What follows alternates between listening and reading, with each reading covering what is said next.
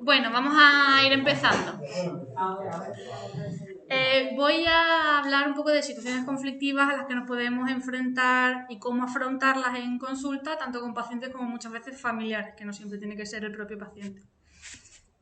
No me queda esto. Ya me estoy avisando. Vale. Esto es un poco el índice que voy a seguir, la importancia pues, del comportamiento asertivo, cómo prevenir un posible conflicto con el paciente familiar, como he dicho, cómo manejar un poco la conducta hostil y finalmente ya si llegamos a mayores, pues el plan de prevención y atención de agresiones para nosotros, todos los profesionales del SAR. Eso, primer punto. Las reacciones habituales ante una situación de peligro de conflicto. Tenemos 3 reacciones habituales que corresponden con un estilo de comunicación que adoptamos muchas veces tanto los profesionales como los pacientes ante una situación de peligro de conflicto, que es un estilo agresivo, pues aquel que insiste, que grita, que no tiene en cuenta las necesidades del otro. En el extremo estaría el pasivo, una reacción pasiva, el que huye de las situaciones, que antepone las necesidades del otro frente a las suyas. Y la reacción o el estilo asertivo, que es el que deberíamos utilizar todo, que es aquello pues ponemos en práctica nuestras decisiones, ni huimos ni cedemos ante las peticiones del paciente, que no nos sentimos obligados a dar excusas y que tratamos las diferencias de intereses de conflictos con el paciente. Digo paciente y siempre incluyo paciente y familiar, porque muchas veces es indistinto, o con los dos. Esto es, digamos, un poquito el resumen de los estilos pasivo, agresivo y asertivo. Pues, por ejemplo, un estilo pasivo tiene una mirada apartada, baja, una expresión pues, triste, por ejemplo, un tono de voz débil que vacila. En el extremo contrario, pues un estilo agresivo tiene una mirada más desafiante, más frío, más distante, con un tono de voz elevado, que habla rápido. Y el estilo asertivo pues es más claro, más directo, es firme, pero a la vez es cálido, es como un consenso entre ambos. Que al final el resultado del estilo asertivo va a ser pues, un respeto en sí mismo y en el paciente, va a aumentar la probabilidad de alcanzar los objetivos que se propone, va a tener el control al final de la relación profesional médico-paciente, bueno, médico-paciente, enfermero-paciente, lo que sea. Y al final la relación pues, va a ser más satisfactoria al final es más beneficioso para ambas partes. Esto es como, digamos, un pequeño ejercicio, que son unas preguntas en las que depende si uno responde sí o no, pues vamos a poder saber si, por ejemplo, nuestro estilo va a ser más agresivo. En este caso, que como se queda en la presentación, las respuestas, si la mayoría son sí, nuestro estilo va a ser un estilo agresivo.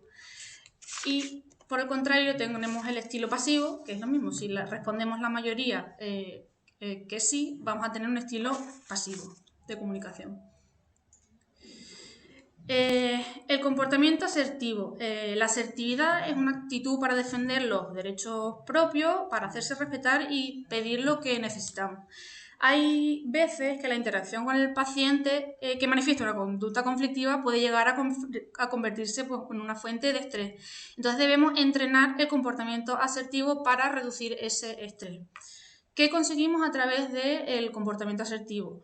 Pues va a favorecer la comunicación, va a crear un respeto mutuo, minimizará la posibilidad de que se nos malinterprete lo que queremos decir, aumentará la probabilidad de conseguir nosotros lo que queremos y va a permitir dar una salida negociada a estos conflictos y favorecerá, como dije antes, pues el vínculo y el respeto mutuo favorecerá una relación interpersonal pues, más satisfactoria. Entonces, creencias que favorecen conducta pasiva o conducta agresiva. Realmente voy a decir los derechos básicos que tenemos todos, que hay muchas veces que creemos, por ejemplo, si me voy a comportar de esta manera, el paciente pues va a estar molesto, ya no me va a apreciar o no tengo derecho a pedir, no me puedo negar a lo que me diga. Ese sería más estilo pasivo. En el agresivo pues sería yo tengo derecho a pedir esto y que se me haga caso, los demás no se pueden negar, yo tengo derecho a sentirme de tal manera y me da igual cómo se sientan los demás. Entonces esas son creencias erróneas, digamos. Entonces tenemos que saber qué derechos tenemos nosotros. Es decir, nosotros tenemos que intentar conseguir lo mejor para nosotros, es verdad, pero no pasando por encima del paciente. Tenemos derecho a ser tratados con respeto y con dignidad, a pedir lo que necesitemos y también a saber que tenemos derecho a negarnos muchas veces a las peticiones de los demás, que esto a los residentes, a los jóvenes por lo menos nos pasa mucho, pero yo creo que en algún momento todos nos sentimos un poquito a veces como obligados a acceder ante determinadas peticiones. Pues eso, a tener nuestra propia opinión, a poder expresarla y saber que tenemos derecho pues, a equivocarnos tanto en opiniones como en comportamientos. ¿Cómo prevenir un posible conflicto interpersonal con el paciente o familiar? Tenemos estos, pues son indicadores de riesgo que son más frecuentes en pacientes con conducta agresiva, que podrían ser pacientes que le vemos tensión muscular, contracción de labios incluso enseñando los dientes, o cambios frecuentes de postura, movimientos rápidos sin finalidad concreta, la cabeza baja con la barbilla hacia el pecho, una mirada directa y fija. Un paciente que habla de forma grosera, que hace peticiones sin sentido, que utiliza tonos despectivos y luego, bueno, ya más extremista, conductas destructivas con el mobiliario en la consulta o intento o expresar,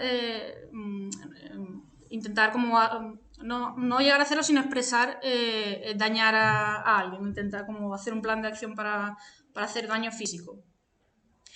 El perfil de personas potencialmente agresoras pues son aquellas que persiguen un fin pues, fraudulento a través del sistema sanitario, que tienen unas expectativas hacia la atención del sistema sanitario superior a las que se le puede ofrecer realmente, pacientes con consumo crónico de alcohol, toxicómanos, trastornos psiquiátricos, eso evidentemente, o los que se muestran poco receptivos ante cualquier cosa que les queramos explicar, que se cierran en banda, digamos, los que tienen baja resistencia a la frustración o déficit de control de impulso, o aquellos que nos presionan mucho pues al final para conseguir lo que quieren.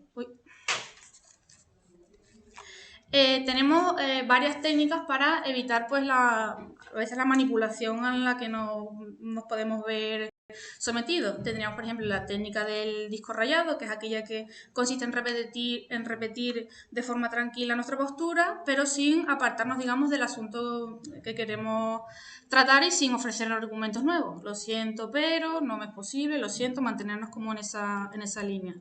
Tenemos la técnica del acuerdo asertivo, que consistiría en responder a la crítica hostil admitiendo que hemos cometido un error, pero como antes dije, tenemos derecho a equivocarnos, pero lo separamos del hecho de que podamos ser competentes e incompetentes. Pues, sí, pues me olvidé llamar porque me he equivocado, pero por lo general suelo ser más responsable, separar los dos hechos, digamos.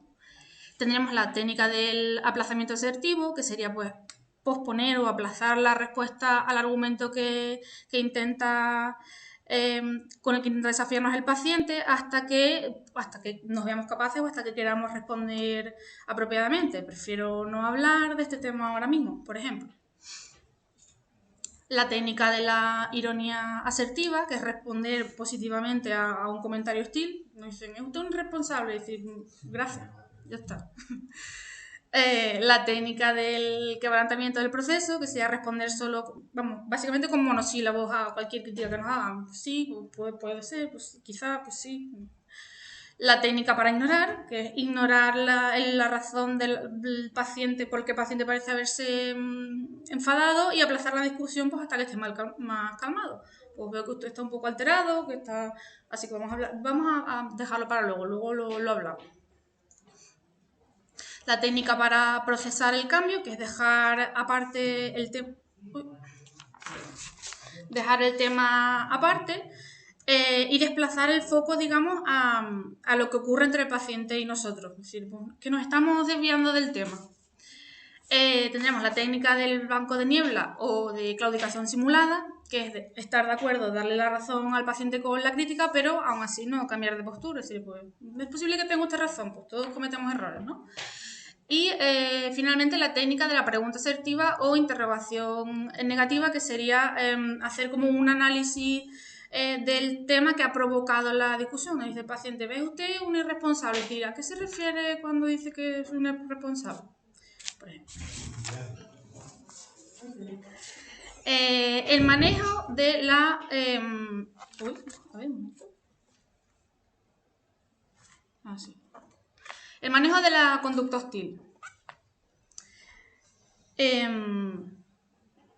Evitar el estrés y no dejarnos contagiar, entre comillas, por la situación emocional al comienzo de una conducta hostil nos ayudará a afrontar la situación pues, de una manera asertiva. ¿Cómo evoluciona, digamos, una situación conflictiva? En una situación así están los pensamientos, que es lo que creo que me dijo el paciente, las emociones, que es lo que yo siento, y la conducta observable, que es lo que dijo o cómo lo dijo, que es un poco menos subjetivo, digamos. El resultado de una discusión es que la tensión emocional aumenta hasta que muchas veces lleva a ambas personas a puntos absurdos y se pierde de vista el verdadero significado de la situación y el problema que ha empezado la discusión. Entonces aquí se establece un esquema en el que parece que es yo gano, tú pierdes, cuando realmente tendría que ser yo gano, tú ganas, para unir perspectivas y poder solucionar el problema en cuestión. Entonces esta es la que llamamos la curva de la hostilidad. Tenemos en la base el nivel racional, empieza la salida cuando comienza la discusión, que el paciente pues ya sea que se desahogue o que se manponga la actitud con la que venga, con la que empiece el conflicto. Nosotros tenemos que mantenernos en una actitud de escucha, de autocontrol, no saltar. Entonces cuando el paciente ya termina, digamos, pues como a lo mejor de desahogarse o empieza el enlentecimiento, ya se va relajando y ahí es cuando nosotros tenemos que afrontar al paciente, digamos, e intentar empatizar. Y ya ahí pues se va enfriando, en la fase de enfriamiento el paciente ya está más calmado y es cuando nosotros podemos abordarlo e intentar solucionar el problema. Las habilidades sociales básicas para afrontar la hostilidad, pues normalmente el comportamiento agresivo surge por ansiedad, por frustración o insatisfacción del paciente o del familiar. Entonces, en estos casos, a lo mejor no resolvemos el problema de base, pero podemos podemos manejar la conducta, el diálogo con mayor responsabilidad. Entonces, algunas de las habilidades sociales que podemos aprender, tanto para afrontar como prevenir, es el autocontrol, la escucha activa, la empatía por nuestra parte y intentar la solución de los problemas. Y tenemos que acordarnos, que a veces es difícil, que nunca debemos discutir con el paciente. Esa es la teoría. Entonces, la aplicación de habilidades sociales ante conductas que generan el conflicto, pues evita que genere un posible riesgo de agresión. Si la situación llega a ser desagradable, muy desagradable, sin llegar a un riesgo físico, un ataque físico, digamos, debemos siempre pues, pedir ayuda a algún compañero para que se integre en la conversación y no hacerlo, claro, nosotros en solitario. Debemos intentar usar pues, salas que dispongan de teléfono, que en principio creo que todas las consultas tienen un teléfono. Usar preguntas abiertas para favorecer acercamiento, puedo ayudarle en algo, qué le sucede, intentar que no haya objetos arrojadizos peligrosos, es decir, que haya unas tijeras muy cerca del paciente, bolígrafos que nos puedan, ¿no? Un poco difícil a veces, pero bueno, siempre como intentar mantener controlado el ambiente. Mantener un lenguaje corporal asertivo, pensar que el paciente puede tener objetos peligrosos guardados en los bolsillos, entonces tener una distancia de seguridad pues, mínimo de un brazo. Bueno, esto es un poco a veces complicado cuando llega la situación, pero intentar siempre estar pendientes y de controlar el ambiente. Sentarnos, no estar de pie, sino sentarnos con nuestro compañero al que le hemos pedido ayuda para hablar con calma y no intentar hablar más alto que el paciente por mucho que nos grite y no hacer caso de los insultos, no discutir, como hemos dicho antes, con el paciente. Calmado siempre. Ya, si la situación supone una amenaza física, que esto ya es como un paso más allá, por ejemplo, si el paciente se niega a conversar o empieza a tener una actitud violenta, dar por finalizada la conversación. Aquí ya no hay opción a seguir hablando ni convencer a nadie porque hay veces que no, pues directamente ya no se puede. Entonces, si no habíamos pedido antes porque ayuda a un compañero, porque hay veces que se desencadena muy rápido la situación, pues pedir ayuda o incluso pues ya llamar a la policía. Mantener la distancia de seguridad pues por lo menos de 3 metros del paciente.